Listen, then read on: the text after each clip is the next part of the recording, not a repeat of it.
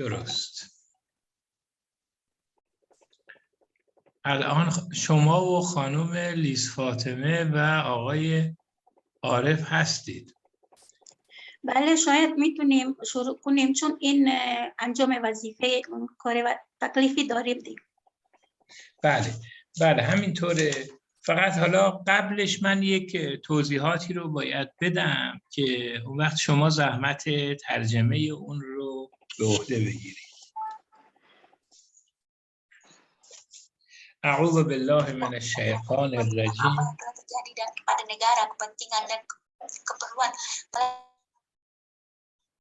بسم الله الرحمن الرحیم. الحمد لله رب العالمین والصلاة والسلام علی رسوله و آله الطاهرین و صحبه المنتجبین. خب ما در ارتباط با تحلیل ادوار تاریخ علوم مقدماتی و بحث‌هایی رو قبلا داشتیم و راجع بهش توضیح دادیم. Baik, kita akan memulai. Bismillahirrahmanirrahim. Kita telah membahas berkenaan dengan fase-fase ilmu. Maka kita akan melanjutkan dengan pembahasan berikutnya. بعد از اون بحث‌ها به خود علوم اسلامی طبعاً باید بپردازیم و منظورمون از این علوم اسلامی در اینجایی که میخوایم صحبت بکنیم به علومی است که در پس از پیدایش اسلام این علوم پدید آمده، مثل علم کلام اسلامی، علم فقه اسلامی، علم فلسفه‌ای که در دوره پس از اسلام پدید آمده، یا تفسیر و حدیث و مانند این علوم.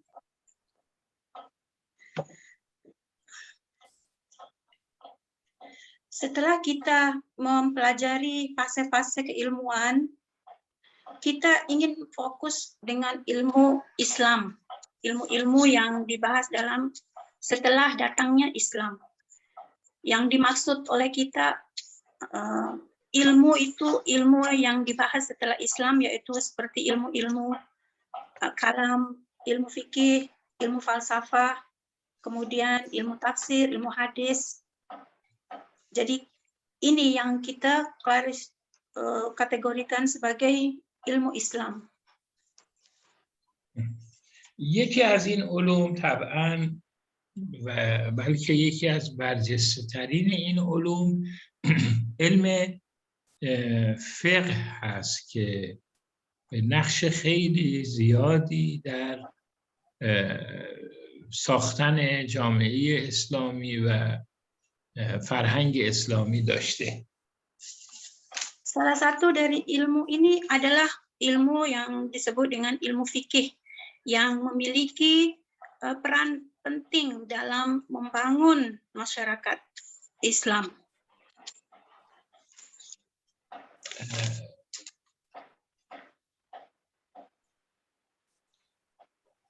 حتی میشه گفت علم فقه نسبت به بعضی از علوم دیگه از نظر اهمیت در جایگاه بالاتری قرار داره. Sehingga kan kalau kita membandingkan ilmu fikih ini dengan ilmu-ilmu yang lain, maka kita akan menemukan bahwa ilmu fikih memiliki peranan yang sangat penting. مثلا در سبک زندگی استایل آف لایف انسان مسلمان ما میدانیم که اصولا این علم فقه چه تأثیراتی داره. از هنگام صبح که انسان از خواب برمیخیزه تا به هنگام شب رفتارهای خودش رو یک انسان مسلمان سعی میکنه که مطابق با دستورات فقهی و شرعی انجام بده. این پس انسان به طور جدی مرتبط و درگیر با این مسئله است. Seperti cara hidup seseorang muslim yang memiliki kaitan erat dengan ilmu ini. Dari subuh dia bangun hingga dia tidur kembali, itu semua dia ingin berusaha menerapkan cara hidupnya sesuai dengan hukum-hukum yang ditetapkan oleh Allah Subhanahu wa taala yang terbentang dalam ilmu fikih. ما الان به هر حال وقتی که نگاه میکنیم میبینیم کارهای فردیمون مثل نماز خوندن، مثل حالا تا یه حدی اجتماعی مثل غذا خوردنمون، حج رفتنمون، روزه گرفتنمون، معامله کردنمون با دیگران، خرید و فروش هامون، سلام و احوال پرسی کردن هامون با دیگران، اینا همه بر اساس همین قوانین فقهی و دستورات شرعی عملیاتی میشه. Tentu kita dapat melihat dari segala segi apa saja yang dilakukan oleh person atau masyarakat, semua berkaitan dengan ahkam, hukum-hukum. Oleh karena itu dari urusan person sampai urusan-urusan makan, minum, pergi haji, atau hubungan perkenalan satu sama lain, salam dan menjawab salam, puasa, dan semua sholat kita semua diatur dalam ilmu fikih. حتی در بسیاری از دوره‌های تاریخی این مسئله که وقتی که به مسلمان‌ها از طرف دشمنان کشور هجوم میشه، یک کشور خارجی به یک کشور مسلمانی حمله میکنه، این که در مقابل این باید چه کرد؟ مثلا به جهاد پرداخت، دفاع کرد و امثال اینها همه بر اساس قوانین فقهی در مقاطع زیادی از تاریخ انجام میشد. Sehingga kan banyak sekali urusan-urusan yang kita melihat sepanjang sejarah, yang kita melihat adanya tingkah laku peperangan atau perdamaian, semua itu berasaskan ilmu fikih. اینکه آیا میتوان با یک حاکم ظالم و ستمگری که ولو مسلمان باشه همراهی کرد یا اینکه نه، نباید با او همکاری کرد بلکه باید علیه او فعال شد، اینا همه مباحثی بوده که در دستورات شرعی و فقهی مطرح بوده. Seperti apakah kita bisa mengadakan hubungan baik dengan pelaku pemimpin yang zalim. Ini semua ada aturannya di dalam pembentangkan ilmu fikih. بحث مالکیت اشیاء مختلف مثل زمین، مثل خودرو، ماشین و بحث میراث، ارث، که آیا پس از مرگ انسان میراثش چطور باید تقسیم بشه، که اینها بحث‌های مالی جدی اجتماعی. خب می‌بینیم همه اینا در بحث فقهی مطرح میشه. Pembahasan-pembahasan yang berkenaan dengan pemilikan tanah, warisan setelah meninggal, kemudian pembahasan-pembahasan sosial, semua diliputi oleh pembahasan yang ada dalam ilmu fikih. بالاخره ما هر چقدر راجع به اهمیت فقه در جهان اسلام در طول تاریخ صحبت بکنیم میبینیم که این بحثا واقعا جا داره و زمینه داره. Walau demikian, kita akan memperhatikan bahwa semakin kita melihat bahwa kepentingan ilmu fikih dalam dunia Islam ini, maka kita akan mengambil tahu lebih lagi tentang ilmu fikih, karena ilmu fikih telah berfase-fase melintasi sejarah hingga sekarang ini. حتی الان که به هر حال بعد از دوره مدرن بالاخره حقوق جدید غربی با ارزش‌های غربی وارد کشورهای اسلامی شده و بسیاری از کشورها سعی می‌کنند که با مبانی حقوق غربی در واقع کار خودشون رو جلو ببرن.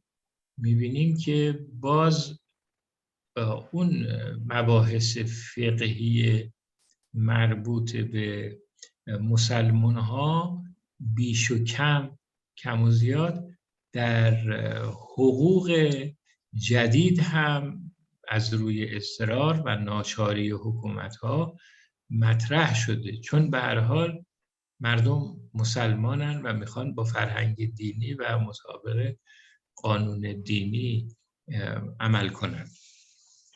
Demikian juga berhadapan dengan dunia modern sekarang ini, di mana umat Islam telah berhadapan dengan perkembangan yang ada di Barat, kemudian memasuki kawasan umat Islam, maka para ilmuwan Islam berusaha untuk menyesuaikan kondisi ini dengan hukum-hukum Islam, sehingga terjadilah penelitian yang seksama untuk mendapatkan hukum berkenaan dengan hubungan dengan adanya budaya Barat yang masuk dalam dunia Islam. این مطلب به گونه‌ای است که الان حتی در کشورهای سکولار که حاکمیت سکولار دارن همیشه این بحث مطرح بوده که آیا مسائل مردم باید بر اساس حقوق دینی و اسلامی عمل بشه، اسلامیک لاو بر اساس اونها عمل بشه، یا بر اساس قوانین حقوقی عرفی و سکولار. ولذا حتی در بعضی از کشورها هنوز همچنان هم دادگاه شرعی داریم ما، هم دادگاه عرض می شود که عرفی و همونی که بر اساس قوانین سکولار اداره میشه. Sehingga kan sekarang ini terjadi satu pembahasan di mana sekalipun negara yang berstatus sekuler, di situ dibahas adakah perkara-perkara kehidupan ini akan diasaskan berdasarkan asas syariat ataukah berdasarkan hukum-hukum uruf, hukum-hukum sivil. Sehingga kan kita melihat di beberapa negara mengadakan dua mahkamah, ada mahkamah sivil dengan ada mahkamah syariah. و این در موضوعات مختلف وجود داره، مثلا در مورد مسائل خانوادگی، بحث ازدواج، بحث طلاق، بحث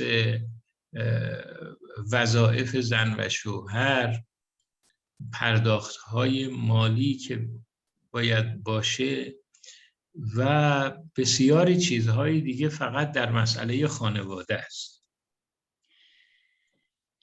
Dan juga masalah ini dalam masalah kekeluargaan pun terjadi hal-hal yang berkenaan dengan fikah seperti hukum-hukum perkawinan, hukum perceraian, nafkah untuk keluarga, dan itu semua dibahas dalam hukum fikah. یا مثلا در بحث حقوق جزایی، اینکه کسی که مثلا جرم دزدی رو انجام داده یا جرم قتل رو انجام داده، خب این در منابع شرعی ما، در فقه ما این مسئله مشخص شده. اما از طرفی هم دادگاه‌های سیویل در واقع اونها بر اساس یه سری قوانین متفاوتی در بعضی کشورها عمل میکنن. این تعارضها هنوز وجود داره و این نشون میده که جامعه که حکومت‌های مسلمان، حکومت‌هایی که در کشورهای مسلمان هستند، علی‌رغم همه تلاش‌هایی که کردن هنوز نتونستن این مسئله رو در واقع حل بکنن و فقه رو از جامعه مسلمان‌ها حذف بکنن و کنار بزنن. Demikian juga contohnya dalam perkara hukum pidana seperti hukum pencurian, hukum pembunuhan, dan pelbagai hukum-hukum yang berlaku dalam kehidupan manusia masyarakat muslim di berbagai negara muslim masih dalam polemik, masih dalam dilema untuk menentukan mendasarkan hukuman-hukuman itu berdasarkan hukuman yang ada dalam fikah ataukah mengikuti mahkamah sivil. Ini masih berlanjut pembahasan-pembahasan ini, pertentangan-pertentangan, dan mereka masih belum memahami bahwa di dalam undang-undang Allah itu telah semua mencakupi apa saja yang dihadapi oleh manusia. البته در بعضی از کشورهای مسلمان سعی شده که این تعارض بین قوانین سیویل و قوانین اسلامی حل بشه. مثلا در ایران به دلیل اینکه کشور بر اساس مبانی اسلامی اداره میشه، سعی کردن که قوانین اسلامی رو با قوانین مدنی با هم تطبیق بدن و یک چیز واحد، یک قوانین واحدی رو به دست بیارن. اما خب در بسیاری از کشورهای مسلمان دیگر این تعارض بین این دو دست قوانین همچنان مطرحه. Yang pasti bahwa sebagian daripada negara-negara Islam, contohnya di Iran, ada usaha untuk mencari satu titik ya di mana solusi daripada kejadian-kejadian atau tindakan-tindakan jenayah atau permasalahan dalam sosial itu diselesaikan berdasarkan syariat Islam. Namun di sebagian negara Islam yang lain kondisi ini masih belum terjadi. Jadi usaha untuk menyesuaikan penggalian hukum itu berdasarkan hukum-hukum yang ada dalam ajaran Islam kemudian dipadukan dengan hukum sivil yang ada. خب من با این توضیحاتی که دادم خواستم اشاره بکنم که فقه اسلامی چقدر در گذشته و حتی در حال حاضر با زندگی فردی و اجتماعی ما مسلمان ها پیوند خورده و ارتباط داره. Dengan penjelasan ini saya ingin menyampaikan bahwa hukum-hukum syariat Islam itu begitu erat kaitannya dengan perilaku manusia baik secara individu atau sosial yang dapat kita lihat sepanjang sejarah hingga sekarang.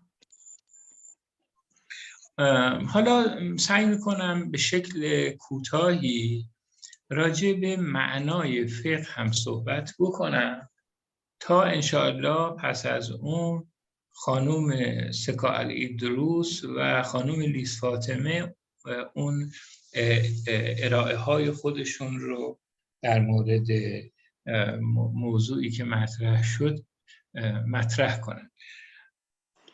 Sekarang saya berusaha untuk menjelaskan definisi daripada fikih yang kemudian setelah itu ibu-ibu yang telah dikasih tugas untuk membentangkan materi pembahasannya. انشاءالله. کلمه فقه و همینطور تفقه در قرآن کریم و احادیث ما زیاد به کار برده شده. Kata fikih, demikian juga kata pecahannya tafakuh, itu di dalam Al-Quran dan hadis banyak disebutkan. و در قرآن و حدیث معمولاً معنای فقه یک معنای بسیار عام و گسترده‌ایه. Dalam kandungan Quran dan hadis, arti fikih sangat meliputi, sangat luas. معنای فقه و تفقه در قرآن و حدیث به این معناست که فهم عمیق و فهم گسترده نسبت به کلیت دین و ابعاد مختلف دینه. Adapun arti daripada kata fikih yang dibentangkan oleh Al-Quran dan hadis mengandung makna kefahaman yang mendalam dan luas. Yang meliputi keseluruhan makna agama.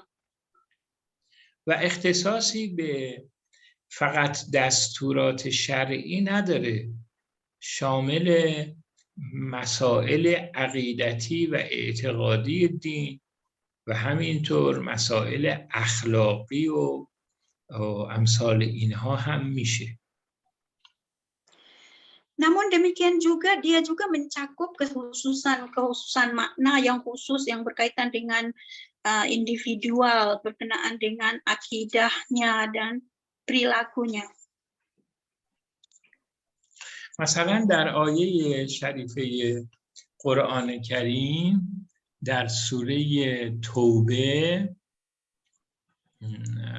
آیه 122 اینطور اومده: فلولا نفر من كل فرقة منهم طائفة لیتفقهوا فی الدین و لینذروا قومهم اذا رجعوا الیهم لعلهم یحذرون. Kata fikih ini juga telah disebutkan dalam Al-Quran, surat At-Taubah ayat 122, yang berkenaan dengan ayat walaula nafara min kulli firqatin ta'ifah falyatafaqahu fid-din dan seterusnya. در این آیه شریفه خب ما میبینیم که خداوند میفرماید که چرا از میان گروه‌های مختلف شما بعضی از افراد تلاش نمی‌کنند که برند به مراکز علمی و در اونجا تفقه در دین رو، یعنی فهم در دین رو به دست بیارن و سپس به وطن خودشون برگردند و مردم رو بر اساس اون فهم دینی هدایت کنند. Dalam ayat yang mulia ini Allah Subhanahu wa taala mengkritisi umat Islam, menyatakan bahwa kenapa di antara kamu tidak mengirim sekelompok orang, sekelompok student untuk ke markas-markas, ke pusat-pusat ilmu untuk menggali ilmu pengetahuan sehingga untuk tafakuh fiddin, untuk mendapatkan kefahaman yang dalam tentang agama, lalu setelah itu dia kembali kepada kaumnya untuk memberikan tabyin atau tabligh kepada mereka. در اینجا کلمه لیتفقهوا فی الدین داره که معنای تفقه در دین یعنی فهمیدن عمیق دین، همه ابعاد دین، فهمیدن عمیق اخلاق، فهمیدن عمیق عقاید و البته فهمیدن عمیق دستورات و بایدها و نبایدهای شرعی هست. Pada ayat ini nampak jelas Allah Subhanahu wa taala menggunakan kata liyatafaqahu fiddin, yaitu untuk mendapatkan kefahaman yang mendalam mengenai agama. Dalam agama itu mengenai akhlak, mengenai keharusan, kewajiban, perbolehan, pengharaman, dan sebagainya. Diminta kepada umat Islam untuk mendalami agama ini.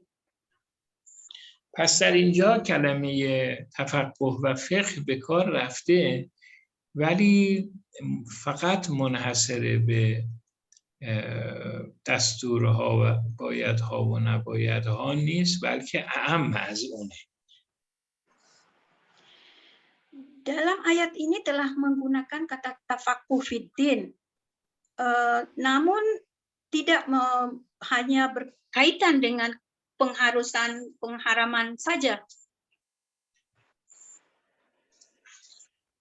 در یه روایت دیگری هم از پیغمبر اکرم صلی الله علیه و آله و سلم هست که در اونجا هم فقه به معنای فهمیدن همه دین به کار رفته و نه دستورات و بایدها و نبایدها.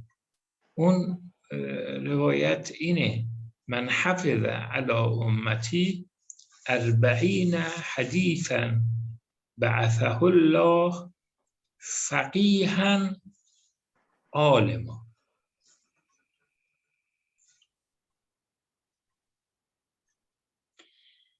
Dalam riwayat Rasulullah, dalam riwayat hadis juga telah ada kalimat faqih ini, yaitu Rasulullah bersabda, man hafiza arba'una min hadis, yang berarti siapa yang menghafal 40 hadis maka akan diberikan kefahaman yang mendalam dan dia akan menjadi alim, faqihan aliman, maka dia akan menjadi seorang yang memahami agama dengan mendalam dan berilmu. در این روایت پیغمبر اکرم می‌فرماید که هر کسی از مسلمان ها فقط 40 حدیث رو حفظ کنه. حالا این 40 حدیث ممکنه در بحث اخلاق باشه، ممکنه در بحث عقیده باشه، مثلا در مورد توحید خدا یا معاد و امثال اینها باشه، و ممکن هم هستش که این 40 حدیث در مورد فرض کنید که بایدها و نبایدها باشه، مثلا در مورد چگونگی نماز خوندن یا حج رفتن باشه، فرقی نمیکنه. حضرت میفرماید هر کسی 40 حدیث رو حفظ بکنه از من، خداوند در روز قیامت او رو یک فقیه برمی انگیزه. روز قیامت فقیه محشور میشه. خب در اینجا فقیه که همون مرتبط با فقه، شخصی که دارای فقه هست، در معنایی به کار رفته که عامتر و گسترده تر از دستورات شرعیه. Dalam hadis ini memberi pengertian bahwa makna faqih itu luas. Walaupun secara menyeluruh Rasulullah mengatakan bahwa sesiapa yang menghafal 40 hadisku, maka Allah akan membangkitkan dia di hari kiamat nanti dalam keadaan faqih dan alim. Di sini tidak dibahas apakah hadis itu berkenaan dengan hadis tentang akhlak atau akidah atau tentang pengenalan terhadap ma'at dan perkara atau kewajiban-kewajiban, keharusan atau berbagai masalah tidak disebutkan, tetapi secara umum dikatakan siapa yang menghafal 40 hadis dariku maka ia akan dibangkitkan dalam keadaan faqih, kata fakih ini berkaitan dengan atau pecahan daripada kata fikah, yang seorang yang memiliki pengetahuan yang mendalam tentang syariah. اما خب این تا اینجا معنای اول فقه گفته شد که به معنای علم عمیق هست به همه ابعاد دین. اما یک معنای اصطلاحی دیگه ای رو هم ما میشناسیم که در مورد فقه به کار برده شده که اون معنای خاص تره. Apa yang kita telah bahas pertama ini adalah sebagai makna fikih secara umum, yaitu pemahaman secara mendalam daripada agama. Tetapi kita akan membahas yang kedua ini adalah makna fikih secara khusus. این معنای دوم عبارت از آگاهی به احکام و دستورات اسلامیه، یعنی دیگه شامل بحث اخلاق نمیشه، شامل بحث عقیدتی هم نمیشه، فقط و فقط مربوط به دستورات فقهی، اینکه چه کار باید بکنیم، چه کار نباید بکنیم، قوانینی که قوانین خانوادگی، قوانین عبادی و سایر دستورات و بایدها و نبایدهایی که در دین مطرح شده. Makna yang kedua ini atau arti yang kedua ini daripada kata fikih adalah lebih khusus, di mana dia tidak mencakupi lagi seperti makna yang seperti yang di atas tadi, yaitu mencakupi makna akhlak, akidah dan sebagainya, yaitu memahami secara mendalam mengenai akhlak ini tidak. Namun hanya berkenaan dengan kefahaman berkenaan dengan keharusan atau ketidakharusan tindakan manusia. Jadi berkenaan dengan hukum-hukum yang berkenaan dengan perilaku manusia. این معنای فقه، معنای دوم فقه که فقط به دستورات اطلاق میشه، دیگه معنای جدیدتریه. یعنی در حدیث و قرآن کریم نیامده و معنای اصطلاحی که بعداً پیدا شد. Makna yang kedua ini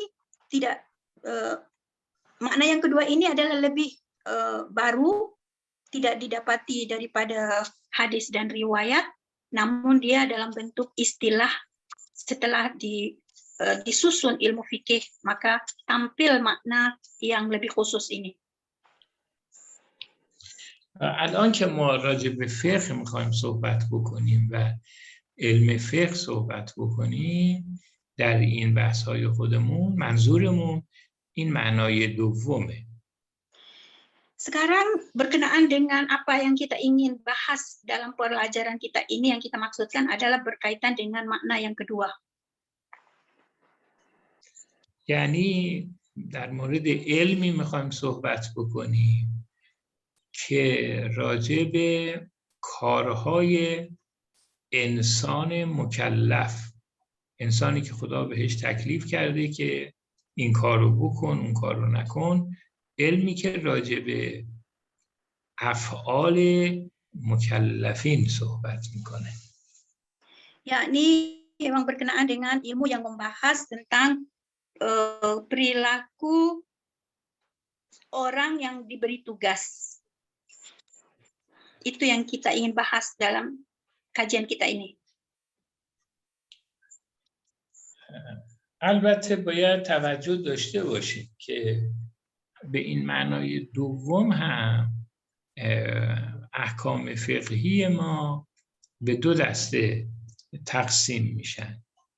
بعضی از احکام فقهیمون همین احکام پنجگانه هست که بعضی چیزها واجب میشه، بعضی چیزها مندوب و مستحب میشه، بعضی چیزها حرام میشه، بعضی چیزها نه مکروهه، یعنی حرام نیست ولی انجامش هم خوب نیست، و بالاخره بعضی چیزها هم مباهه. خب یه تعدادی از احکام فقهی اینطوریه، ولی یه نوع دیگری هم داره. Dalam makna yang kedua ini pun kita akan membagi kepada dua bahagian pemahaman yang berkenaan dengan hukum fikih, yaitu yang pertama yang berkaitan dengan hukum yang 5 seperti wajib, mustahab atau sunnah, haram, makruh, dan mubah. Dan ada pembagian yang lain lagi. اینها احکام تکلیفیه که بخش مهمی از علم فقه، اما گروه دومی هم داریم.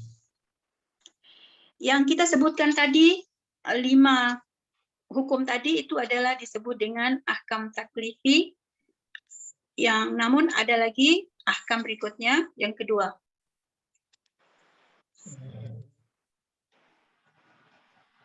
این نوع مثلا همین در همین احکام پنجگانه‌ای که گفتیم، مثلا چیزی که واجبه مثل نماز، چیزی که حرامه مثل فرض فرمایید خوردن گوشت خوک، چیزی که عرض کنم که مستحبه این است که انسان در سلام گفتن به دیگران پیش قدم بشه،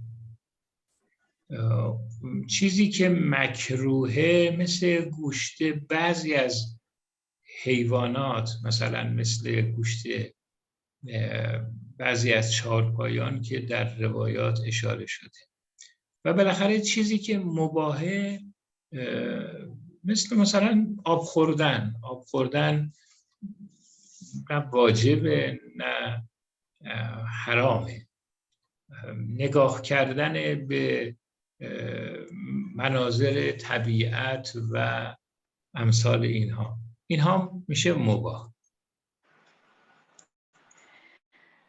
Namun dalam kelima hukum taklif tadi seperti wajib, seperti sholat, kemudian yang haram seperti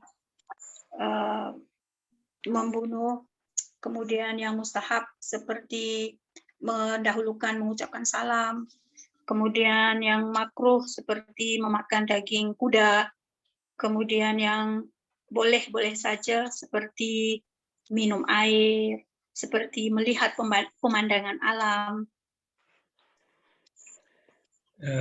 یا مثلا فرض فرمایید در مورد مکروهات، اگر مثلا داریم در روایات که کسی که در مسجد هست که محل عبادت خدا و یاد خداست، حرف از امور دنیوی و مادی زدن، این خب در مسجد مکروهه.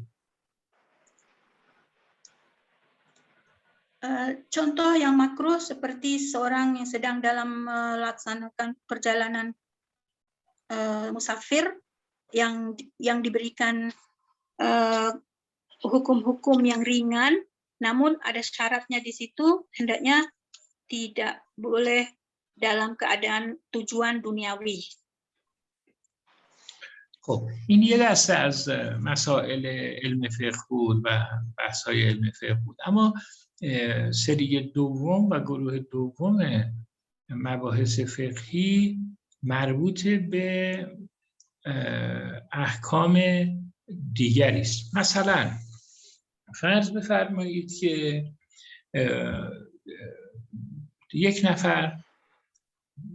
یک خانمی با یک آقایی ازدواج میکنه. خب البته ازدواج کردن خودش کار مستحبیه، این جای خود که جزء همون احکام که گفتیم خواهد بود، ولی وقتی اینها با هم ازدواج میکنن، یعنی بر اساس دستورات شرعی کلماتی رو رد و بدل میکنن و عقد ازدواج اتفاق میفته، از نظر شرعی این دوتا زوج هستن، این دوتا همسر هستن، در واقع یک پدیده جدیدی در نظر شارع پدید آمده به نام زوجیت. خب خود این زوجیت که یک اقتضاعاتی داره، این زوجیت رو اصطلاحاً بهش میگن الحکم الوضعی، در مقابل حکم تکلیفی بهش میگن حکم وضعی. Tadi kita telah membahas hukum yang 5 itu termasuk bagian pertama daripada hukum syariat. Bagian yang kedua ini yang disebut dengan hukum wad'i. Contohnya seperti begini ya, perkawinan. Perkawinan pada asasnya mustahab hukumnya, termasuk sebagai hukum taklifi, yaitu kelompok yang pertama. Tetapi ketika terjadi akad nikah, kemudian terjadilah pasangan suami istri, itu telah menjalin sebuah hukum baru, yaitu zaujiyah, yaitu hukum wad'i, di mana terjadilah kewajiban-kewajiban yang berkaitan dengan adanya timbal balik hukum yang terjadi dalam hukum wad'i perkawinan tadi, seperti memberi nafkah dan sebagainya. یا مثلا فرض بفرمایید یک کسی یک خانه ای رو میخره. خب خرید و فروش یک کار مباحیه دیگه، از کارهایی که جزو احکام تکلیفی اباحه است، یعنی نه خوبه نه بد، جزو کارهای معمولی است که ما انجام میدیم. این معامله که انجام میشه یک پدیده جدیدی ایجاد میشه به نام ملکیت. شما میشید مالک این خانه، صاحب این خانه، و بر اساس اون میتونید در این خانه سکونت پیدا کنید یا جورهای دیگه. این مالکیتی که پدید میاد، این دیگه جزو احکام تکلیفیه که نیست، که بهش میگن مالکیت، میگن و ملکیت رو میگن حکم وضعیه. Demikian juga contoh lain seperti seseorang membeli rumah. Membeli adalah pekerjaan yang mubah, boleh-boleh saja. Itu termasuk daripada hukum taklifi yang 5 tadi. Tetapi ketika terjadi muamalah itu, terjadi akad jual beli, maka orang yang membeli itu menjadi pemilik rumah itu. Hukum milkiat atau pemilikan terhadap rumah itu bukan dikatakan sebagai hukum taklifi, tetapi dia masuk pada kategori hukum wad'i. خب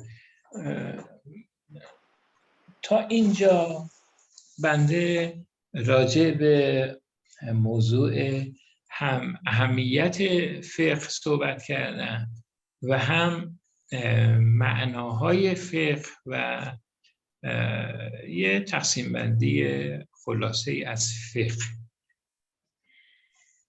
Baik, sampai di sini saya telah menjelaskan berkenaan dengan fikih, kepentingan fikih, pembagian-pembagian fikih. اگه تا اینجا کسی سوالی نسبت به این موضوعاتی که مطرح کردم داره، مطرح یا نکته‌ای داره مطرح کنه، بعد انشاءالله به سراغ بحث بعدی بریم. Jika hingga sampai di sini ada yang ingin mempertanyakan atau ada nuktah-nuktah yang ingin disampaikan berkenaan dengan perkara yang telah kita bahas tadi, dipersilakan. Man Ustaz. Assalamualaikum warahmatullahi wabarakatuh. Waalaikumsalam warahmatullahi wabarakatuh. Afwan, ta'akhir. Pertanyaan saya, Ustaz Syekha, mungkin ilmu fikih ini kan sangat luas ya. Tapi mungkin bisa diberi penjelasan awal mula formulasi hukum fikih ini itu pada siapa yang memformulasi pertama kali, kemudian perkembangannya kan sangat beragam dan sangat dipengaruhi oleh situasi sosial, situasi politik, ya, sejarah, kemudian juga berkembang usul fiqh. Nah, dalam usul fiqh juga kemudian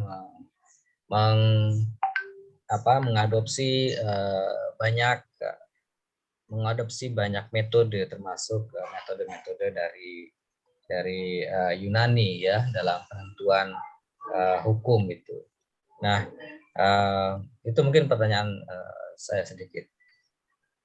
Awal formulasinya kapan, siapa, gitu, dan bagaimana perkembangan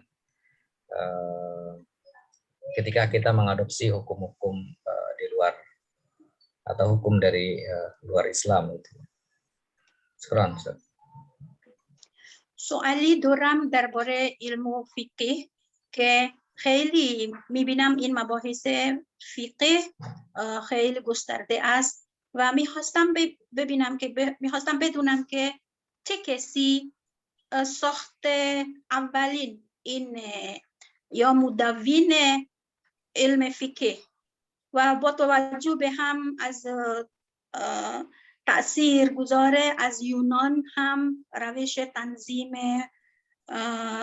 حکم احکام این چجوری یعنی وارد به عالم اسلامی و چه کسی اینها تدوین کرده است؟ بله، فکر میکنم که همون فایلی که من فرستادم امروز انشالله خانم سخا علیدروس و همینطور خانم لیس فاطمه توضیح میدن و بعدم انشالله من توضیحاتی رو میدم. فکر میکنم که به این سوالات جناب عالی پاسخ داده میشه. اگر هم نکاتی باقی مونده باشه انشالله در ادامهش مطرح بفرمایید، پاسخ میدیم. Ya, saya berpikir soal pertanyaan saudara itu berkaitan dengan apa yang akan dibentangkan oleh kedua saudari pada hari ini. Jadi kena dengan pertanyaan yang diajukan oleh Brother Ubaid berkenaan dengan apa yang akan dibentangkan oleh Bu Lis dan Bu Seha. Berkenaan dengan hal ini mungkin akan terjawab sekiranya sekiranya ada hal yang belum dijawab, saya akan menjawabnya insyaallah. بله، فکر میکنم که ما این جلسه و جلسه بعدمون انشالله اختصاص به فقه داشته باشیم. Aku berpikir majelis berikutnya kita adalah berkenaan dengan pembahasan ini. خب، با این توضیحات حالا عرض کنم که بفرمایید، نمیدونم ابتدا شما بحث و مطرح میکنید یا خانم لیس فاطمه؟ Untuk selanjutnya pembahasan akan dibentangkan oleh antara Bu Seha atau Bu Lis, saya tidak tahu yang mana lebih dahulu, dipersilakan. Ya, mungkin saya dulu ya, Bu. Ya. Bu Lis, awal. Start. Karena halaman bukunya dari awal. Ya. به خاطر اون قرار بود بولیس اول صحبت میکنه چون تقسیم شده ایشون. بله. بسیار. Baik. Dipersilakan, Bu. Sebentar, Bu. Bismillahirrahmanirrahim. Allahumma shalli ala Muhammad wa ala ali Muhammad. Allahumma shalli ala Muhammad wa ali Muhammad. Allahumma shalli ala Muhammad. Terima kasih kepada Ustadz Said Miri atas kesempatan yang telah diberikan. Mungkin saya akan sedikit mengulang beberapa yang sudah disampaikan beliau, tapi sifatnya ringkasan. Saya sudah membuat, tapi belum sempat dikirim ke grup ya. Mungkin saya bacakan aja dulu sekarang apa yang sudah saya ringkaskan dari beberapa sumber. Jadi tidak hanya dari sumber utama, dari Abdul Wahab Khalaf, tetapi ada sumber-sumber lain karena mungkin keterbatasan saya sendiri dalam membaca bahasa Arab. Terima kasih. Akan saya mulai. Bu Seha, bagaimana diterjemahkan atau bagaimana ya? Sebentar. Terima kasih. Awal pembukaannya tadi saya nak terjemahkan dulu. Baik. Dengan nama Allah yang Maha Pengasih. Bismillahirrahmanirrahim. با عرض تشکر از استاد دکتر میری که به ما تکلیف داده اند برای اینکه ما بحث میکنیم. من در این بحث من چون داده از منابع گرفتم، نه فقط از اون که استاد عرض کرده، چون با توجه به زبان عربیه و من گستردش کردم که به منابع دیگه هم شامل شده است. من میتونم بخوانم این منابع هایش. Yes. Ya boleh, silakan. Jangan panjang-panjang, boleh ya? Baik, saya bacakan aja. Batasan dari pembahasan saya ada pada periode Rasulullah. Mungkin ini akan sedikit memberikan gambaran kepada pertanyaannya Pak Ubed. Saya ingin mengawali dengan Ustadz telah menyampaikan tentang betapa pentingnya hukum-hukum itu. Ternyata memang pada hakikatnya hukum itu telah ada, tetapi memang untuk menemukan hukum yang diperlukan itu diperlukan adanya penggalian dari sumber dengan cara memaksimalkan daya penalaran. Itu yang dilakukan oleh para ulama saat ini. Nah, ada beberapa istilah yang sering kita temukan. Ada istilah syariah, istilah fikih, usul fikih, tasyri ataupun tarikh tasyri. Nanti saya akan memberikan sedikit batasan-batasannya. Nah, syariat sendiri ya.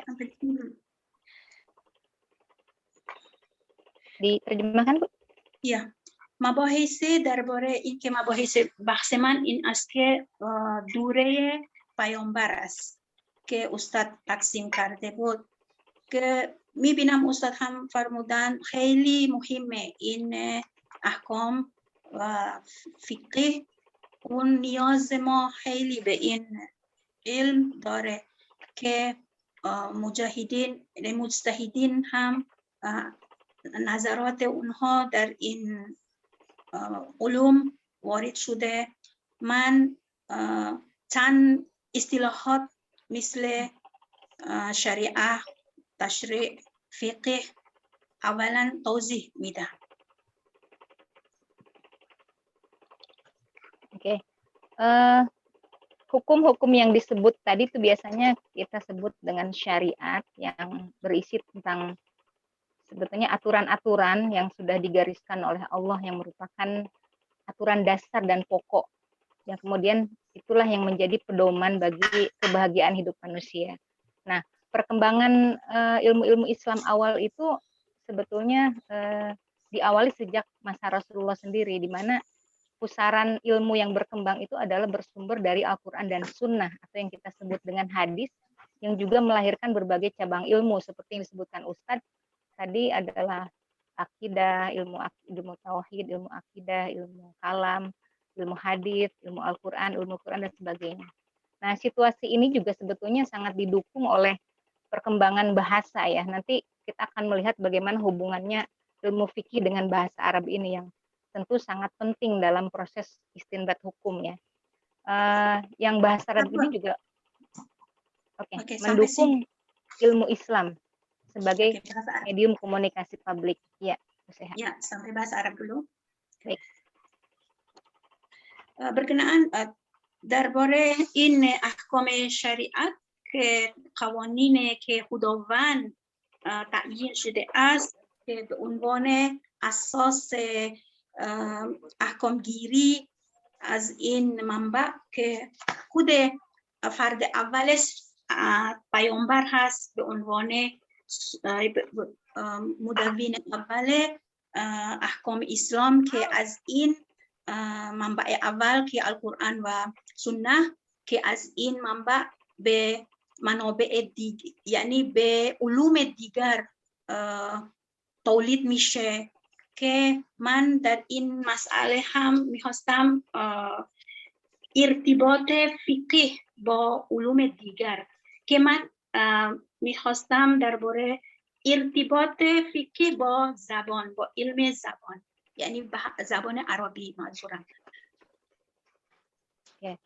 Nah, terkait dengan ilmu fikih, sebetulnya sudah disinggung oleh Ustadz bahwa istilah fikih sendiri itu memang sudah dikenal ya, terutama pada ada salah satu doa Rasulullah terhadap salah satu sahabat Ibnu Abbas, Allahumma faqihu fi ad-din. Ya Allah, berilah ia pengetahuan atau fakih yang mengandung makna pengetahuan yang mendalam, yang terkandung dalam syariat. Nah, dalam Al-Quran sendiri sebetulnya sudah banyak sekali yang terkait, kurang lebih ada 20 ayat yang mengandung kata-kata yang memiliki akar yang sama dengan fikih. Nah, di masa awal Islam ini juga sebetulnya belum dikenal istilah ilmu usul fikih sebagai sebuah metodologi. Karena apa? Karena kehadiran Rasulullah itulah yang menjadi satu-satunya sumber dari Allah, maksudnya kepada Rasulullah, sumber syariah atau yang kita sebut sebagai otoritas fikih yang memerankan fungsi sebagai beliau sebagai pelaksana hukum, penjelas hukum, mufti, hakim, mubaligh, pemimpin dan sebagainya. Hingga setelahnya kemudian para sahabat yang berinteraksi dengan Rasulullah itu juga akhirnya mewarisi tradisi peran Nabi Muhammad tersebut dalam hal penjabaran hukum-hukum itu. درباره ارتباط علم فقه با عربی که استاد هم تعریف فقه هم توضیح دادن و این علوم فقه خیلی به عنوان علوم منبعی هست، یعنی خود پیامبر به عنوان رئیس اول مترجم یا توضیح کننده، نقش پیامبر خیلی برجسته در ساخت سازی علوم فقه که اگرچه علم اصول فقه مطرح نشده در این دوره، چون خود پیامبر به عنوان همه چیز پیامبر منبع این احکام، ولی بعد از اون یعنی بعد از پیامبر یعنی دور صحابه اینها نیاز به تنظیم این علم fikih. Mungkin ada baiknya kita akan mengawali dengan syariah ya, karena memang fikih ini identik dengan syariah. Syariah itu memang menjadi sumber dan dia bersifat universal. Tetapi fikih itu dalam pengertian sekarang adalah fikih yang bersifat juz'i, parsial ya, ilmu yang lebih parsial. Karena kalau syariah itu sifatnya universal dan kebenarannya mutlak, tidak berubah, sempurna. Nah, kalau fikih ini mengalami dinamisasi atau perubahan-perubahan yang mengikuti alur zamannya, alur persoalan. Maaf. امکان دارد که ما در اول آشنا به کلمه شریعه و فقه.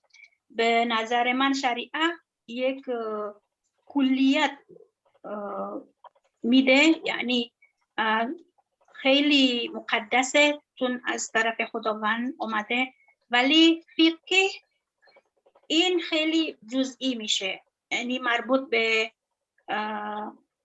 احکامی که راجع به افکار دیگران غیر از خداوند متعال این و دارای تحولات در دوران تاریخی دارد.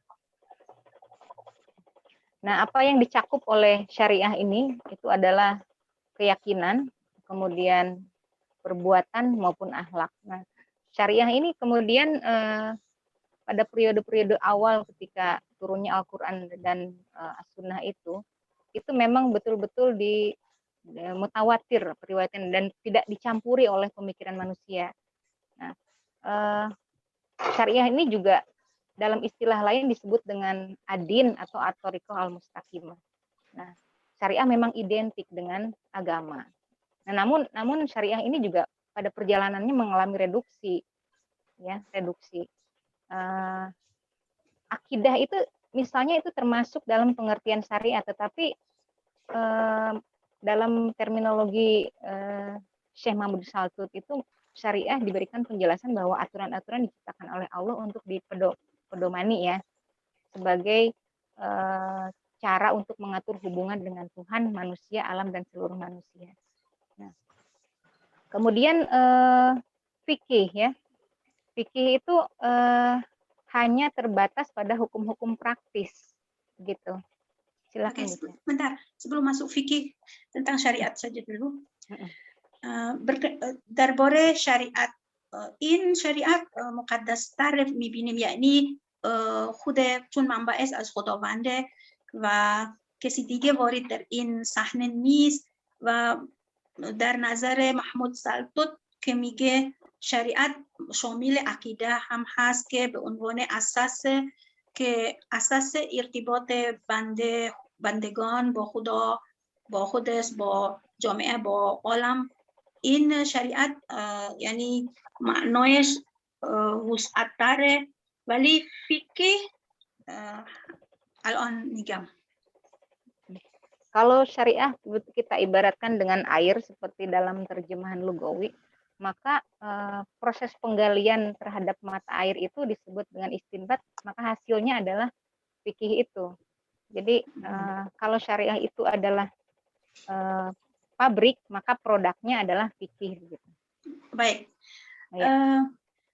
Syariat در این کتاب که مورد بحث ما هم که مثال زده که مثل آب، یعنی مثل منبع آب است که اون وقتی که تلاش برای گرفتن اون آب که در یعنی در شکل‌های جزئی اون میاد اصطلاح فقه که پس میشه اگر میخوایم مثال بزنیم شریعت به عنوان کارخانه است و اون چیزی که تولید شده از اون کارخانه اون فقه است.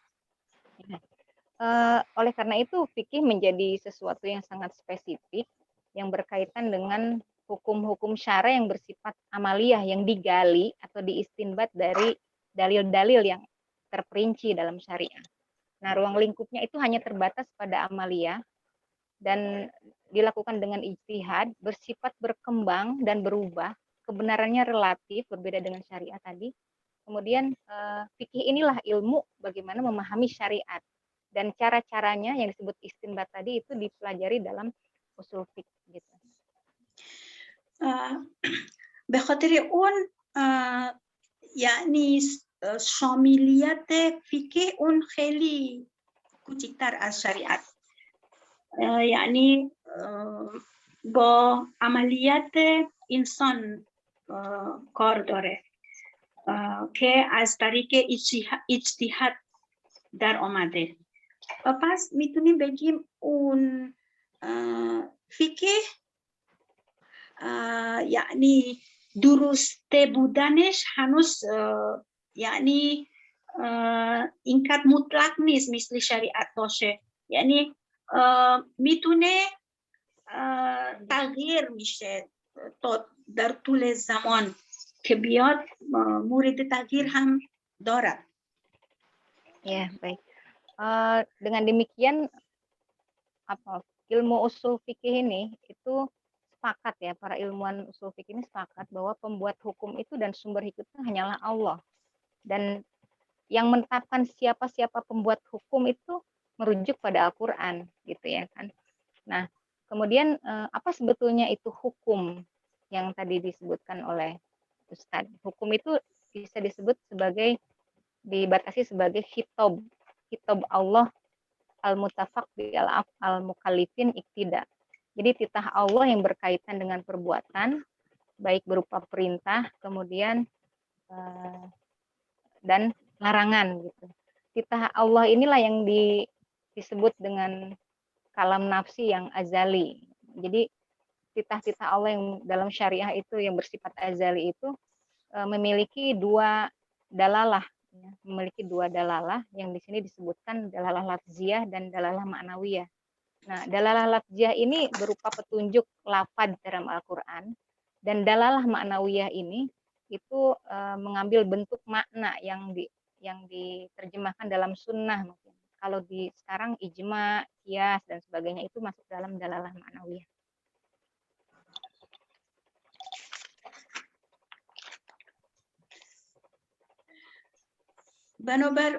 بنابر اون نیاز به اصول فقه، یعنی علم فقه نیاز به اصول فقه که تنظیم چگونگی برداشتن احکام که در کلام الهی میشه، یعنی اصلی منبع یعنی کلام خداوند که در این کتاب هم تعریف داده است که شریعت یعنی اموری که خداوند امر داده به انسان و صفتش خیلی یعنی دارای صفت ازلی و دارای دو دلالت هستند. این قول خداوند یعنی لفظیه و دلالت معنویه. دلالت لفظیه همون در اون گنجانده شده در خود القرآن و معنایش از طریق سنت پیامبر که این دانشمندان یا مجتهدین از این دلالت حکم فقهی را بیرونش کرده. Ya. Nah, di sini kita bisa melihat bagaimana kedudukan usul fikih, ilmu yang berkembang dari fikih tadi dengan ilmu-ilmu lain, karena memang dia tidak bisa berdiri sendiri. Salah satunya misalnya dengan ilmu kalam atau ilmu usuluddin ya, kalam tauhid dan sebagainya, yang dia memberikan fondasi argumentasi rasional tentang Allah itu sendiri. Nah, berdasarkan ilmu kalam inilah bisa ditetapkan sumber syariat dan pembentukan hukum di atasnya. Nah, ilmu fikih juga itu membangun kaidahnya berdasarkan premis ilmu-ilmu kalam, seperti misalnya pembahasan dalil. Ya.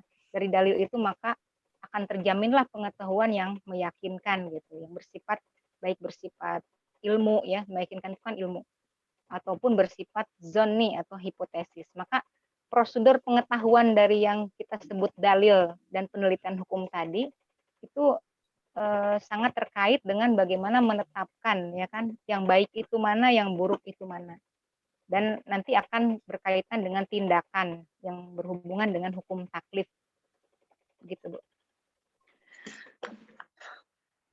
اهمیت یعنی جایگاه اصول فقه خیلی اهمیت داره که فقه را تنظیم میکنه و ارتباط با علوم دیگر هم هماهنگی میکنه. مثلا علم کلام که استدلال درباره حبوبات، این همه بر اساس علوم فقه و علوم اصول فقه هست. این نشان دادن این اهمیت این علوم می باشد. Nah, yang kedua, ilmu fikih juga sangat bergantung dengan bahasa Arab ya, bahasa yang harus dikuasai oleh mujtahid ya. Itu terkait dengan misalnya bagaimana kita melihat amr di sana, perintah, nahi ya, larangan, kemudian bagaimana yang am, yang khos, kemudian yang tabyin, misalnya kalimat-kalimat yang mengandung penjelasan kaidah hukum. Nah, kaidah-kaidah lugawiyah ini misalnya kalau melacak teks itu kan ada kaidah seperti al-amr lil al-wujub wa an-nahyu lil al-tahrim misalnya. Hukum pokok dari yang terkandung dalam kalimat perintah itu menunjukkan adanya hukum wajib misalnya. Dan hukum pokok yang mengandung kalimat larangan mengandung hukum haram. Seperti itu. Jadi kaitan fikih dengan bahasa Arab. Nah, oke. ارتباط بین علم فقه و علم زبان عربی هم خیلی اهمیت داره. یعنی مورد توجه دانشمندان مجتهدین علوم فقهی است که مثلا درباره کلمه امر که دلالت میکنه به واجب و امر نهی و نهی اون دلالت میکنه به نگه داشتن، یعنی انجام ندادن اون یک امر حرام می باشد. این نشان دادن ارتباط علوم فقهی و علوم لغات زبان عربی داشته. Kalau saya simpulkan itu hubungan antara bahasa Arab dan fikih itu pertama adalah pertama memang hukum fikih ini diawali dengan memahami teks, ya, teks Al-Quran dan Sunnah yang berbahasa Arab. Kemudian yang kedua, proses pembentukan fikih ini bertolak dari dua hal. Misalnya ada yang berdasarkan kaidah hukum, kemudian yang dirumuskan dalam bahasa Arab, dan apa yang timbul dari kaidah tersebut adalah misalnya nasah atau penghapusan hukum, atau tarjih misalnya mengambil hukum yang lebih kuat. Kemudian kedua, ada dalil yang fikih yang bersifat universal yang jumlahnya sangat banyak, yang kemudian nanti akan dirumuskan lagi hukum-hukum syariat yang disebut dengan lima hukum tadi, seperti wajib, sunnah, haram, makruh, mubah, dan sebagainya. اگر میتونم خلاصه کنم این یعنی آیات خدا، تکست های قرآنی، اون نیاز به تفهم عمیق بر آن به واسطه فهمیدن زبان عربی است و علاوه بر آن هم فقه هم دارای، یعنی اصول فقه هم به اون نقش داره در تنظیم تدوین علوم فقه که دارای قاعده مثل ناسخ، ترجیح و امثال اینها، و سوم هم که تا میرسد به احکام کلی که در کتاب و سنت عرض کرده، مثلی که همون احکام پنجگانه مربوط به احکام واجب، مستحب، makruh, haram, dan mubah می باشد. Ya, dari sisi ini, dari sisi sejarah perundang-undangan ini, maka akan terlihat dua klasifikasi tasyri, ya, pembentukan hukum. Pertama, tasyri ilahi, di mana setiap aturan dan undang-undang itu langsung dibuat oleh Allah dan sunnah Nabi, sehingga ajaran itu harus dijaga kesakralannya. Kemudian kedua, tasyri wad'i, yaitu yang undang-undang yang dibuat oleh para mujtahid karena perkembangan ilmu fikih tadi, baik secara independen ataupun kolektif yang disebut dengan jama'i, ya, yang dilakukan oleh misalnya sahabat, tabi'in dan sebagainya dalam mengistinbatkan hukum. Itu, Bu.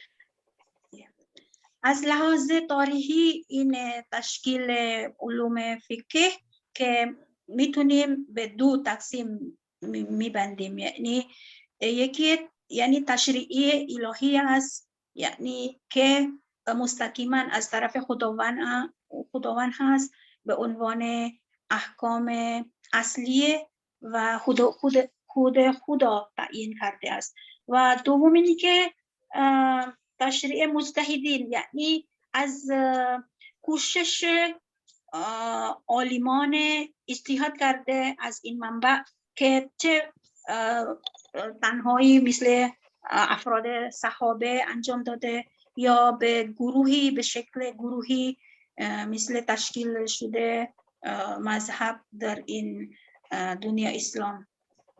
Ya, dengan demikian secara sederhana bisa saya sebutkan bahwa memang pembentukan, ya, sejarah terbentuknya hukum-hukum Islam itu secara periodik itu dimulai oleh pada masa Rasulullah dan masa setelahnya.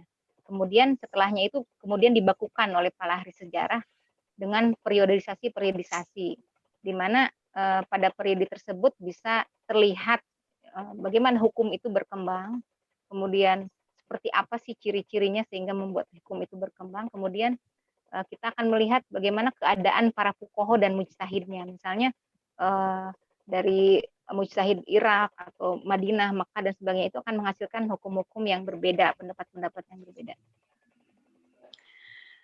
از این یعنی دوره های تاریخی ما میتونیم ببینیم که دوره اول تشکیل علوم فقهی که دوره پیامبر است که در این دوره هم تشکیل احکام اسلام که بعد از اون هم گسترده و رشد داره که به دست مجتهدین آمده و به یعنی گسترش به مناطق مختلف.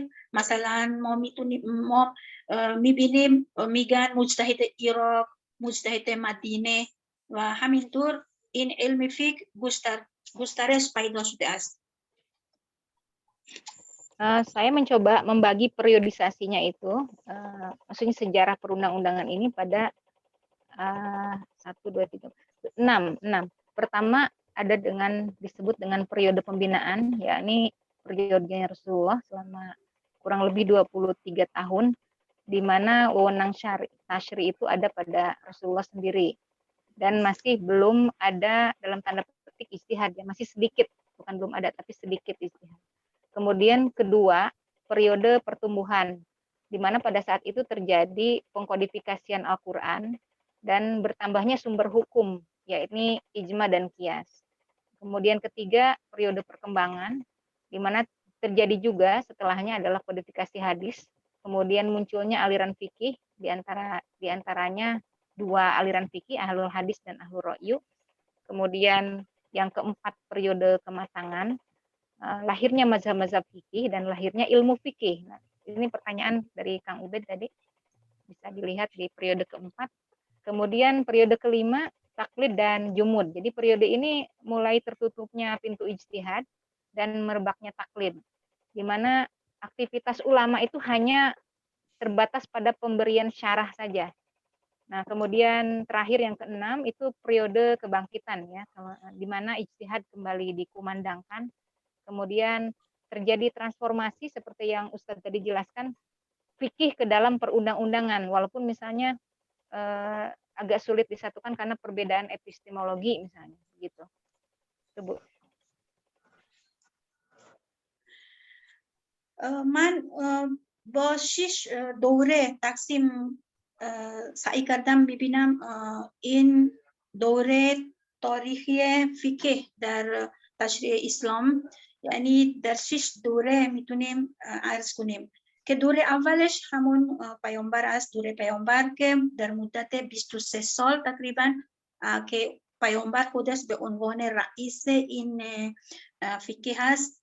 و دوره دوم هم دوره گسترش این علوم فقهی که در اون تدوین به توسط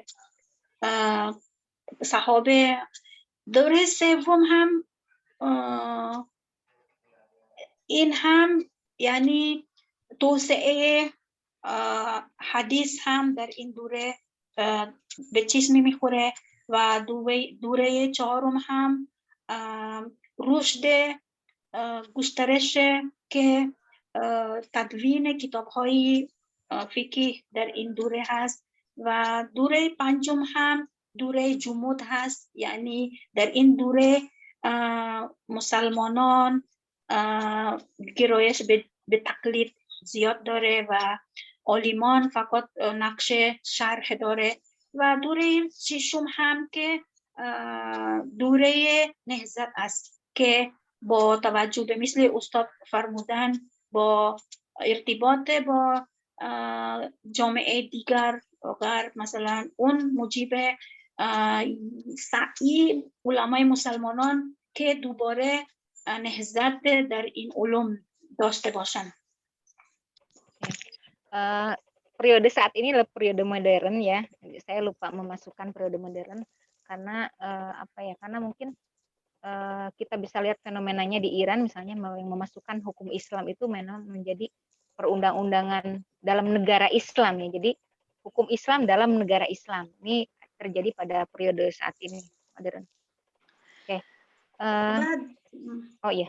Ya, و دوره این دوره مدرن یعنی دوره که الان ما هستیم که ما میبینیم این بحث یعنی احکام اسلام اون مورد بحث مثلا با وجود جمهوری اسلامی ایران در این تمرکز داشته.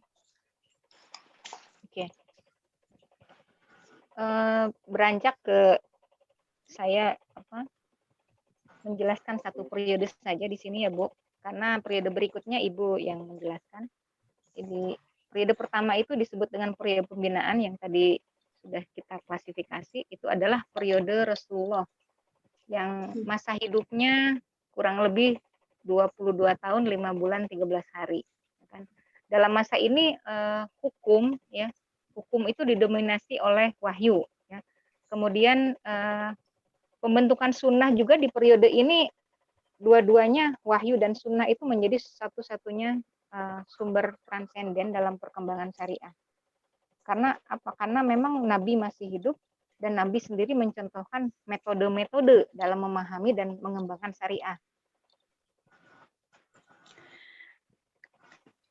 بنابر قسمت من یعنی قسمت دوره پیامبر است، یعنی ما میبینیم در این دوره که پیامبر در مدت 22 سال و 5 ماه و 13 روز در این دوره که خود پیامبر به عنوان مرکز حکم احکام که از وحی و خود سنت خودش که بر اساس وحی خدا تنظیم شده است که خود پیامبر در اون زندگی داشته، این دوره اول علوم فقه به حساب میاریم. Ya. Periode Rasulullah ini bisa dibagi dua, periode Madinah dan Mekah. Nah, periode pertama di Makkah itu kita akan melihat bagaimana proses sosialisasi hukum ini ketika memang kita harus melihat juga kondisi masyarakat sosial budaya bangsa Arab pada saat itu. Jadi memang sangat awalan Rasulullah masuk dalam satu transformasi kebudayaan dan sosial, itu bagaimana menghadapi kondisi bangsa Arab yang pada saat itu menganut sistem kesukuan misalnya, di mana solidaritas dan fanatisme ini sangat kuat gitu, primordialnya. Kemudian kondisi perempuan yang direndahkan, ya, kedudukan perempuan yang direndahkan. Kemudian tidak adanya sistem yang mengatur kehidupan sosial, bahkan satu-satunya sistem yang berlaku mungkin seperti yang pernah disebutkan oleh almarhum Cak Nur, yakni kebiasaan mengundi nasib dalam membuat satu keputusan. Nah, tetapi kemudian kalau dalam bidang hukum itu bangsa Arab itu menjadikan tradisi saja sebagai norma. Seperti misalnya kalau di Islam itu kita kenal uruf ya, uruf tradisi. Nah, seperti misalnya ada yang tradisi ibtidla yang memang jauh sekali dari syariat Islam itu. Misalnya ibtidla itu kan menyuruh istrinya misalnya berjima dengan lelaki yang mulia gitu supaya didapatkan keturunan yang mulia. Terus ada juga tradisi maktu, misalnya laki-laki yang menikahi ibu tirinya setelah ayahnya meninggal, tradisi tukar pasangan, tradisi sigor, kemudian diperbolehkannya poligami yang tanpa batas, kemudian poliandri gitu kan, sehingga sistem-sistem hukum yang berkembang dalam masa itu memang benar-benar jauh dari Islam, dan ini kita bisa membayangkan bagaimana Rasulullah bisa mengawali dari awal bagaimana mensosialisasikan hukum-hukum syariah ini. Nah, proses tasri itu diterjemahkan dulu ya Bu. Ya. با توجه به خود پیامبر به عنوان مرکزیت طرح احکام اسلامه که پیامبر به دو دوره ما میتونیم تقسیم کنیم، دوره مکه و دوره مدینه، که در دوره مدینه با این وضعیت مردم جاهلیت که دارای فرهنگی خیلی دور از انسانیت که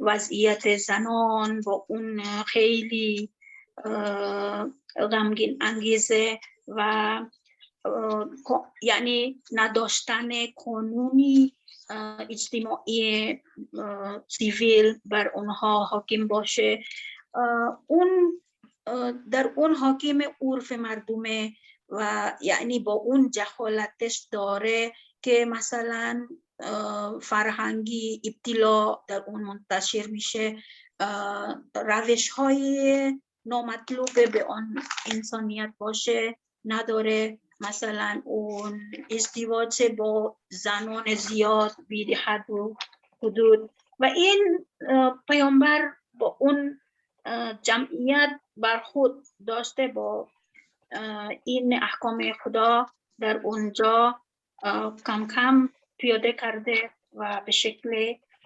انسان‌های تمدن در آورده.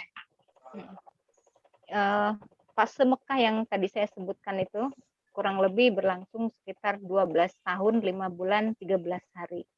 Yakni sejak Nabi Muhammad diangkat menjadi Rasul sampai hijrah. Dan pada fase ini tidak pada hal-hal yang misalnya kenegaraan dan sebagainya, tetapi lebih pada rekonstruksi ya, akidah misalnya, terus iman pada hari kiamat, kemudian bagaimana berakhlak mulia, dan sehingga penundukan corak budaya yang tadi saya sebutkan, sukuisme, fanatisme primordial itu kemudian akan menjadi menjadi dasar yang baik membentengi umat dalam menghadapi intimidasi kaum muslimin. Jadi sebetulnya belum ada kesempatan untuk membentuk undang-undang hukum praktis dan ketatanegaraan gitu. در فصل مکه که در مدت تقریبا 12 سال 5 ماه و چند روزه، اون البته پیامبر هنوز دوره چی میگن تنظیم، هنوز احکام جدی مثلا احکام فقهی ارائه نشده، که هنوز میخواست اون جمعیت را با این ایده جدید دین اسلام یعنی ورود بشه در این جمعیت. Iya, bisa kita lihat misalnya dalam beberapa surat yang diturunkan seperti surat Al-Hadid, di sini saya catat Ar-Ra'du, Yasin, Al-Furqan, Yunus, dan lain-lain. Yang ayat-ayat ini memiliki makna ke arah revolusi ideologis ya, menuju tauhid yang total gitu, paradigma tauhid yang total. Nah, semuanya itu berbasis pada ketauhidan, moralitas, kepercayaan, tauladan, dan kisah-kisah umat terdahulu yang ada pada surat-surat tersebut. Meskipun ada hukum syariat yang sifatnya praktis seperti misalnya dalam surat Al-An'am tentang keharaman memakan daging binatang yang disembelih tidak menyebut nama Allah, tapi memang tujuannya adalah menanamkan nilai tauhid itu sendiri, lebih ke situ. Jadi ciri-ciri pada fase ini memang seperti tadi yang saya sebutkan, kemudian memang jumlah kaum muslimin juga masih sangat kecil dan lemah, begitu. البته ویژگی های خاصی داره در این دوره مکه که دعوت پیامبر با توجه به شکل گیری مسلمان از لحاظ اعتقادی انسان اول تمرکز داشته. مثلا وحی‌هایی که نازل شده راجع به انقلاب توحیدیه، یعنی مثلا در سوره های الرعد، فرقان، یونس، اینها مربوط به ایدئولوژی، مربوط به یعنی منقلب کردن ایمان مردم اونجا به طرف توحید خالص. یعنی اگرچه بحث احکام هم داره، مثلا در مورد نخوردن گوشت حرام، اون هم گوشتی که با اسم خدا ذبح نشده باشد، ولی این هم در این آیه هم مربوط به اعتقاد، یعنی یک پرستی بودن خدا میخواست عرض بشه. یعنی این هم ویژگی های دعوت پیامبر در مکه بوده. Setelah mungkin kurang lebih 12 tahun tadi kan terakhir mungkin apa ya, dalam sejarah itu disebutkan bahwa umat Islam memang menghadapi blokade ekonomi yang akhirnya mengakibatkan Rasulullah hijrah ke Madinah, yang pada saat itu memang Yasrib yang sudah siap menerima kehadiran Rasulullah juga akan kita lihat bagaimana perkembangan hukum di sana, karena fase Madinah ini ditandai dengan lahirnya apa ya, embrio pemerintahan Islam. Kemudian proses pembuatan undang-undang juga itu mengatur sangat detail bagaimana hubungan individu, kemudian sesama individu, sesama bangsa, sesama suku, yang kemudian undang-undang yang lahir ini digagas meliputi tidak hanya kenegaraan, tapi hukum, ekonomi, politik, sosial, budaya. Maka kita sebut bahwa fase kedua ini adalah fase rekonstruksi sosial.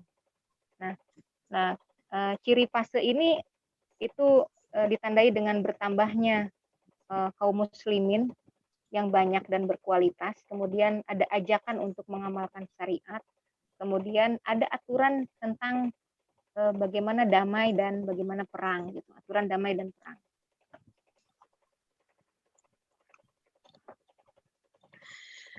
بعد از دوره مکه که بعد از پیامبر در مکه هم فشار اقتصادی برخورد شد و پیامبر هم به مدینه هجرت کرد و در مدینه هم روش تبلیغ جدید پیدا میشه. یعنی ما هم میتونیم بگیم که اساس تشکیل حکومت اسلام در مدینه که مربوط به این دوره هست، دوره مدینه است که ویژگی های خاصی داره. مثلا نسبت به مکه بود مردم مسلمان هنوز کمه، ولی در مدینه اضافه داره، یعنی بیشتر گسترش شده، افراد مسلمان زیاد شده.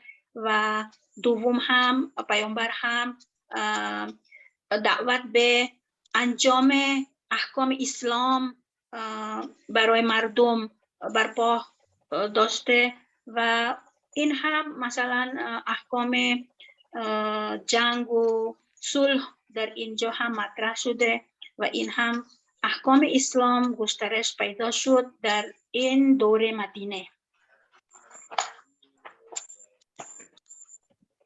Ya, dua fase tadi itu merupakan fase di era Rasulullah yang menjadi apa istilahnya prototipe ya, contoh yang paling ideal gitu untuk pengembangan masyarakat Islam selanjutnya. Jadi contoh yang paling ideal karena memang pemegang otoritas tasyri pada saat itu adalah memang Rasulullah sendiri yang menjalankan misi kenabian ya. Jadi tidak ada sebetulnya ijtihad di luar Nabi. Maka semua persoalan itu biasanya dikonfirmasi langsung kepada Rasulullah dan fatwanya itu bersumber pada wahyu dan Nabi sendiri yang kemudian menjadi tasyri. Namun diterjemahkan dulu. در این دو دوره که پیامبر هست، یعنی دوره مکه و مدینه، که پیامبر خودش به عنوان الگویی که الگوی حسنه برای این دوره و پیامبر خودش همه احکام به عنوان منبع مرجعیت و هیچ کسی اجتهاد بیرون از پیامبر انجام نداده، فقط همه چیزهای مسائل که مربوط به این زندگی اونها به پیامبر مراجعه کرده. Ya. Namun demikian Rasulullah tetap melakukan semacam apa ya, kaderisasi kepada para sahabat ketika melakukan ekspansi wilayah, kaderisasi untuk melakukan ijtihad maksud saya. Contohnya di sini yang di bukunya Khalaf itu ada Mu'ad bin Jabal ya, ada Ali bin Abi Thalib, Amr bin As, yang mereka itu utusan-utusan Rasulullah yang menjadi kodi di beberapa negara. Huzaifah ibnul Yaman dan sebagainya. Jadi apa ya, ijtihad yang dilakukan para sahabat ini sebetulnya tidak independen gitu ya, tapi bersifat apa, penerapan aja. Jadi karena selalu dikonfirmasi kepada Rasulullah. Abdul Wahab Khalaf itu menyebutnya ijtihad seperti ini bukanlah ijtihad yang sesungguhnya, tapi ijtihad insya'i atau apa gitu ya. Jadi tidak termasuk kategori tasri kalau di sini. در دوره پیامبر درسته چند صحابه هم به میفرستن به طرف نقاطهای منطقه دیگر و در اونجا هم این صحابه رأی خودشون یعنی نمیگن به عنوان اجتهاد بکنه. در این کتاب یعنی عبدالخلاف هم این اجتهاد صحابه به عنوان تشریع حساب نمیشه، چون اون موقع هم باز هم این صحابه مراجعه میکنه به پیامبر.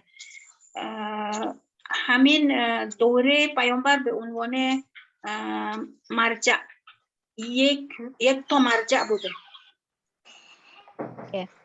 Saya ingin melihat bagaimana metode Rasulullah itu dalam apa ya, dalam menetapkan tasyri ya. Secara umum Rasulullah itu merealisasikan dua hal ya dalam penataan hukum itu. Pertama, ketika ada problem yang muncul di tengah umat, kemudian menuntut solusi. Kemudian kadang juga ada yang bentuknya pertanyaan, kadang ada juga yang bentuknya pengalaman, baik dilihat, didengar oleh Rasulullah.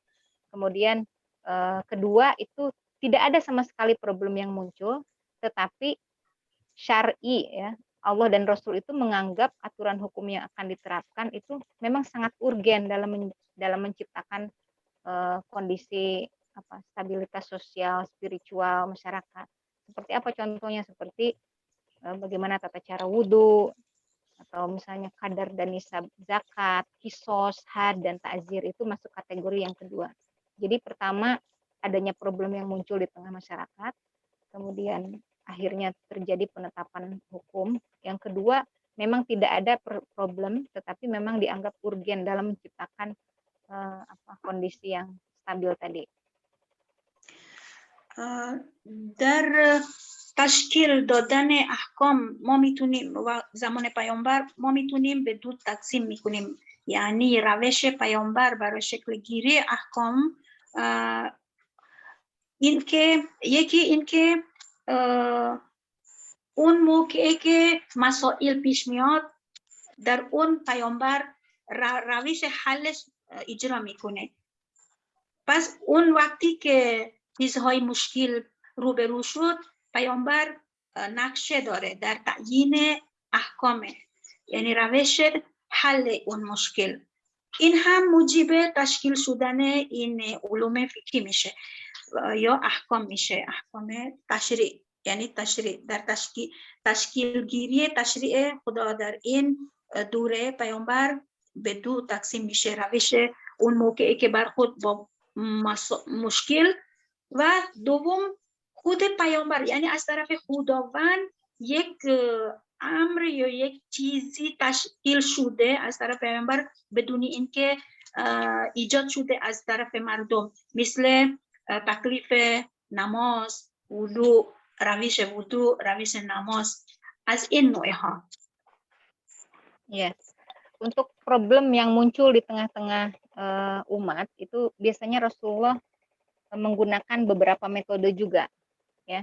Metode pertama itu bersumber dari wahyu, sehingga memang bisa dikatakan tidak ada keputusan hukum tanpa wahyu, atau dalam surat apa ya pernah disebutkan, wa ma yantiqu anil hawa in huwa illa wahyu yuha. Jadi memang bukan atas dasar hawa nafsu Rasulullah sendiri. Jadi pertama bersumber pada wahyu. Kemudian metode kedua itu ilham ya. Kemudian akhirnya melahirkan sunnah itu ya, hadis atau sunnah ya. Nah, karena redaksinya itu oleh Nabi. Kemudian metode ketiga yakni ijtihad Rasul sendiri. Jadi ijtihad Rasul sendiri ini dilakukan memang ketika setelah benar-benar yakin tidak ada wahyu, tidak ada ilham, sementara kondisi yang sudah ada itu sudah sangat mendesak untuk diselesaikan. در مورد قسمت اول که تشکیل حکم تشریع که از جانب پیامبر که به عنوان خود پیامبر یعنی مشکل برآورده از مشکلات جامعه که پیامبر تعیین احکامش قرار داد که به 3 روش پیامبر عرض کرده، یعنی به عنوان منبع پیاده کردن احکام که برخورد با مشکل مردم، یک اون از وحی خداونده، یعنی اون موقعی که مردم به پیامبر سوال میکنه یا چیزی عرض مشکلات در اون برخورد شد، اون وحی میاد راه حل میده. و یا دومین خود پیامبر الهام، یعنی الهام یعنی پیامبر به عنوان که حدیث در میاد، از الهام که احساس پیامبر کرده حدیث از طرف پیامبر در میاد. اون که قسمت اول که خداوند از وحیو که در قرآن هم میگه و من ینطق عن الهوا ان هو وحی یوحی، این هم بر اساس تعیین این وحیه، اون یعنی راه حل از طرف خداوند مستقیمه. ولی گاهی وقت هم پیامبر با حدیث بوده راه حل مشکل جامعه رو حل میکنه، یا از اجتهاد خود رسول هم به عنوان این هم پیامبر پیاده میکنه با برخورد به این مشکلات سوشیال یا جامعه میباشد. Iya. Dalam kitabullah atau dalam wahyu ini, sumber pertama atau metode pertama Rasulullah ini, itu Abdul Wahab Khalaf memberikan definisi bahwa kitabullah itu ya kalam Allah yang diturunkan melalui Jibril ke dalam hati, dan redaksinya dan maknanya sesuai, itu sebagai bukti kerasulan. Jadi kitabullah berfungsi sebagai petunjuk, kemudian memiliki makna ibadah, kemudian dibakukan dalam mushaf, kemudian diawali Fatihah dan Nas dan disampaikan secara mutawatir. Ini sumber pertama.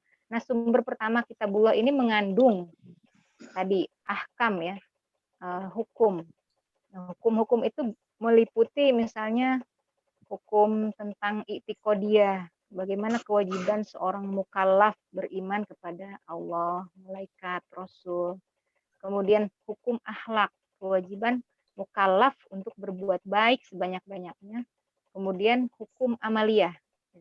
Jadi kewajiban mukallaf dalam perkataan, perbuatan maupun yang bersifat dalam istilah fikih itu disebut tasarruf. Nah, inilah yang disebut dengan fikih Al-Qur'an. Kemudian hukum yang terkandung dalam Al-Qur'an juga itu kalau kita bagi secara garis besar itu ada yang bersifat ibadah, salat, zakat, haji, ada yang bersifat muamalah, itu yang sifatnya hubungan antar manusia.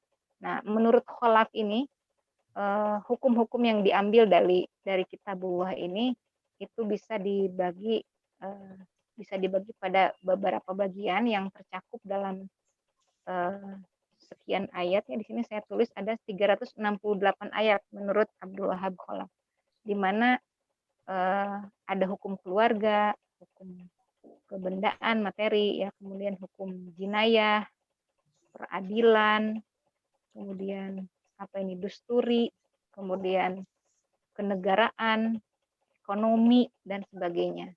Jadi jumlah ayat-ayat ahkam yang ada dalam Al-Quran sendiri diklasifikasi oleh Abdul Wahab Khalaf itu terdapat sebanyak 368 ayat.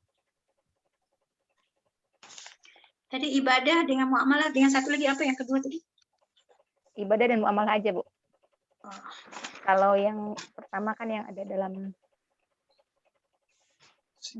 ahkam itu ada hukum keyakinan, kemudian hukum akhlak dan hukum amaliyah. Sementara hukum secara garis besar itu ada ibadah dan muamalah. Dari kitabullah, yani Quran, که بنا به این نظریه عبدالوهاب خلاف که میگن اون کتاب الله به این معنا است که وحی خدا که بر قلب پیامبر نازل شده است که هدایت کننده عبادت و که از شامل ایمان، عقیده، احکام و عملیات انسان است که میتونیم به دو تقسیم بکنیم، یعنی عبادت و معاملات که بنا به نظر این عبدالوهاب خلاف آیاتی که مربوط به احکام تقریبا 368 آیه که شامل مسائل احکام خانوادگی، دولتی، اقتصادی و این در این آیه شامل است. Yes. Jadi dari 6.666 ayat, 30 juz dan 114 surat ini, itu diidentifikasi ayat hukumnya itu hanya berjumlah 386 ayat. Jadi 3,5% ya. Dan hanya 228 itu berkaitan dengan kemasyarakatan yang memperbaiki kondisi manusia tujuannya. Nah, Al-Quran itu tidak 228. Jadi ayat ahkamnya 386, kemudian 228-nya atau 3,5%-nya itu berkaitan dengan kemasyarakatan dan untuk memperbaiki kondisi manusia. Kemudian Al-Quran itu tidak menghapus semua tradisi yang ada pada praktek pra-Islam, tetapi hanya menghapus sisi-sisi yang merusak aja, seperti tadi misalnya poligami apa gitu kan, ada poliandri, ada perkawinan yang tidak bagus, itu hanya direduksi poligami aja yang ditolerir misalnya, dan itu pun dibatasi. Nah, kemudian dia juga mengakomodir hukum yang hidup dan berkembang itu, tetapi syaratnya memang harus mengandung kebaikan ya. Oke, seperti potong tangan misalnya, poligami itu diakomodir karena memang sebelumnya kan potong tangan dan poligami itu sudah menjadi tradisi dari masyarakat Arab ya. به نظر این عبدالوهاب خلاف آیاتی احکام در قرآن به 388 آیه مربوط به احکام هست که از این آیات تقریبا 228 آیه مربوط به احکام اجتماعی است که این نشان دادن این قرآن آیات احکام بسیار توجه به احکام شرعی اجتماعی و از کلی قرآن این تقریبا 3.5 آیه مربوط به احکامه از این کلی قرآن. این هم پیامبر اومده با این آیه های قرآن گاهی تأیید میکنه اون چیزهای خوبی، ولی اساسش باید خوبی باشه در اون جامعه که مثلا توی اون زنده میکنه، اگرچه قبل از اسلام این عرف مردم این انجام داده، یا مثلا احکام هایی که جریمه مثلا قطع کردن دست توی زمان جاهلیت هم این بوده و تو اسلام که اومده هم به شکلی همین ولی با حدود و با توضیحات با مبنای روش نرمتر ولی تأیید میکنه اون احکام. گاهی اونطوری مثلا اون روش ازدواج هم مثلا نه که همش قبول نمیکنه اون روش جاهلیت، ولی بعضی ها هم مورد نظر میکنه و بر اساس یعنی تأیید میکنه مثلا روش ازدواج تا 4 زن میتونه باشه، اگرچه توی جاهلیه هم این روش یعنی مشهور شده بود، ولی اومدن اسلام به حدی قبول میکنه ولی حدود میکنه. این هم روش های پیامبر در اون میشه شکل گیری احکام اسلام در جامعه اسلام میشه. Ya, sumber hukum yang kedua yang tadi disebutkan adalah as-sunnah, atau metodologi yang kedua adalah as-sunnah. As-sunnah ini pengertiannya adalah sesuatu yang ma'udhifa ila Nabi sallallahu alaihi wasallam min qauli fi'li au takriri. Jadi segala sesuatu yang disandarkan kepada Rasulullah, baik itu perkataan, perbuatan, dan takrir atau ketetapan. Nah, fungsi hadis atau sunnah di sini terhadap Al-Quran itu sebagai penjelas atau bayan al-hukum, bayan at-tafsil, bayan at-ta'kid, dan bayan an-nas. Jadi ada beberapa fungsi.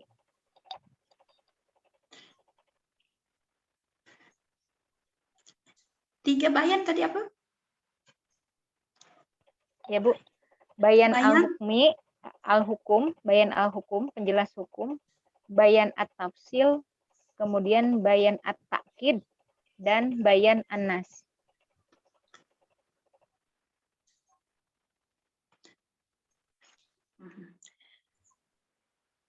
منبع احکام دوم این که سنت است که ما گفتیم القرآن بود و الان منبع دوم احکام این که سنت پیامبر است که تعریف شده است. در اون اومده ما وظیفه من رسول، اون چیزهایی که از رسول یعنی وظیفه شده است اون به عنوان حکم میشه.